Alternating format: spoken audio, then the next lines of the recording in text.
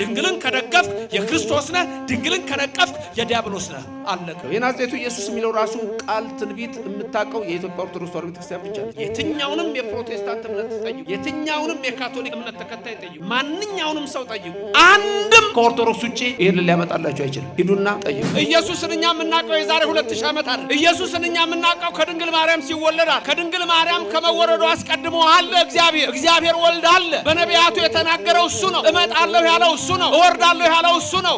እጠመቃለሁ ያለው እሱ ነው። እሰቀላለሁ ያለው እሱ ነው። በነቢያት ይሄንን ነገሩን። ሁሉም ነቢያት ይሄንን መሰከሩልን። ድንግል ማርያምን የምናውቃት የዛሬ 2000 ዓመት አይደለም። እኛ ድንግል ማርያምን የምናውቃት ገና ያኔ ነው። የዛሬን አይደለም ማየት ያለብን። ልክ ነው። ዛሬ ኑሮ ከብዷል። ዛሬ ብዙ ነገሮች አሉ። ይህ ሰዓት የመጨረሻው ሰዓት ነው። የሚጸኑትን ሰዎች ግን የሚያበረታ እግዚአብሔር አለ። ወደ ኖህ መርከብ እያገባ እንደሚያሻግረን እናምናለን። እግዚአብሔር ታላቅ አምላክ ነው። እግዚአብሔር ድንቅ አምላክ ነው። ብዙ ሰዎች መጽሐፍ ቅዱስ ይዘዋል። እዛ ውስጥ ኢየሱስ የሚናገረው ግን ተሸክመዋል እንደሚያነብሰው ውስጥ ያለው ድንገት 8 ጥቅስ ከዛች ውስጥ የሚፈልጓል። ብዙ ጊዜ የሚነሳው ኢየሱስ አምላክ ነኝ ብሏል እንዴ? የት ጋር ነው ኢየሱስ አምላክ ነኝ ያለው? የተሐድሶ እንቅስቃሴ ጀርመኒ ውስጥ ሲጀምር አንዱ ትልቁ ነገር ያደረጉት የወሰኑት ምንድነው? ኢየሱስ እግዚአብሔር አይደለም ብለው ነው የወሰኑት። ድንገት እዚህ ውስጥ ዛሬ ከሌላ እምነት የመጣችሁ ሰዎች ካላችሁ በፕሮቴስታንት በሪፎርሜሽን ሙቭመንት በተሐድሶ የተወሰነው ኢየሱስ እግዚአብሔር አይደለም፣ ክብር ለእግዚአብሔር ብቻ የሚል ነው እነሱ። ኢየሱስ ግን እግዚአብሔር አይደለም። ተመልከቱ፣ ይሄ ነው ትልቁ የጣላቸው። ኢየሱስ ክርስቶስ እኔ ሃይማኖት ነኝ፣ እኔ እውነት ነኝ፣ እኔ ሕይወት ነኝ ነው ያለው።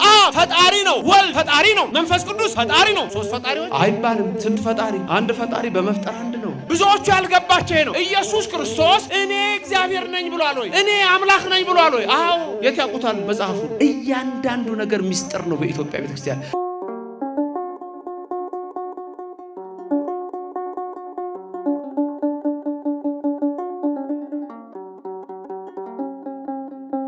በመጨረሻ በልጁ ተናገረን የሚል ትምህርት ነው ዛሬ የማስተምረው። ስብከት አይደለም፣ ትምህርት ነው። መምህር ግሩም ቅድም ሲናገሩ በደንብ አድርጋችሁ ስሙ ተብሏል።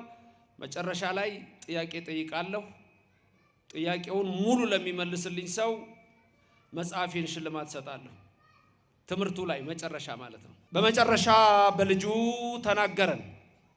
የዕለቱ ትምህርት በዚህ ርዕስ ነው። ትምህርት ነው። በተወሰነ ደቂቃ ይሄንን አስተውላችሁ እንድትሰሙ አምላካችን መንፈስ ቅዱስ በእኔም በእናንተ ላይ አድሮ ይኖርልን።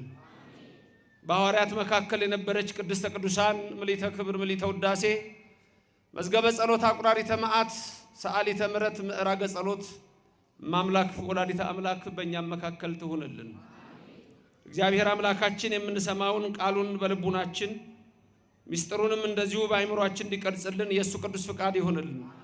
ሰው ለሰው አስታዋሽ ነው።